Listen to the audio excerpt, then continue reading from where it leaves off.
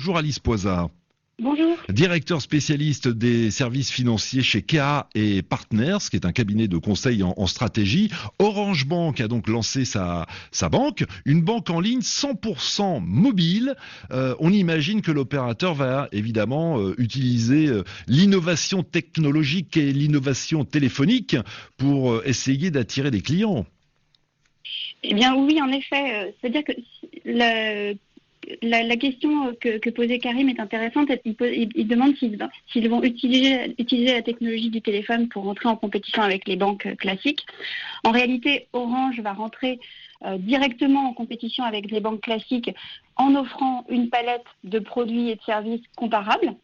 Et c'est grâce à la technologie du téléphone et à leur maîtrise de cette technologie du téléphone, ou en tout cas à leur connaissance fine de ce qu'elle permet de faire, qu'ils vont se différencier et qu'ils vont très certainement, ou en tout cas qu'ils aspirent à gagner de grandes parts de marché. Ouais. Et c'est d'ailleurs pour ça qu'ils ont positionné leur banque 100% digitale et que d'ores et déjà, dans l'offre d'entrée, ils ont proposé des choses que d'autres proposent aujourd'hui, mais timidement, telles que le paiement par mobile. Oui, c'est-à-dire que on peut désormais payer avec son téléphone smartphone dans les magasins avec une application, avec son téléphone.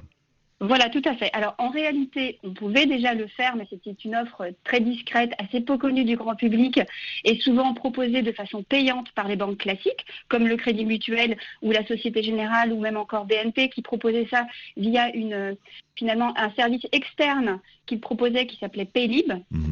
Et aujourd'hui, ce que fait Orange Bank, c'est qu'il l'intègre au cœur de son offre et que ça devient quelque part plus simple et surtout gratuit. Oui, surtout gratuit. Et puis, Orange propose, alors il ne s'agit pas de faire de la publicité pour Orange Bank, mais enfin la question de Karim est tellement précise qu'il faut parfois rentrer dans les détails.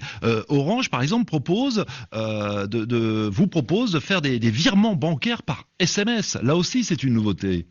Oui, alors c'est une nouveauté qui est d'ailleurs, je pense, connue de vos auditeurs qui nous écoutent depuis l'Afrique, parce que c'est ce qui a fait le succès d'Orange Money et Orange Cash dans certains pays d'Afrique, c'est les transferts d'argent par SMS. Et donc Orange a capitalisé sur cette technologie qu'ils ont mis au point et qui fonctionne très bien pour rendre ce service à leurs clients en France.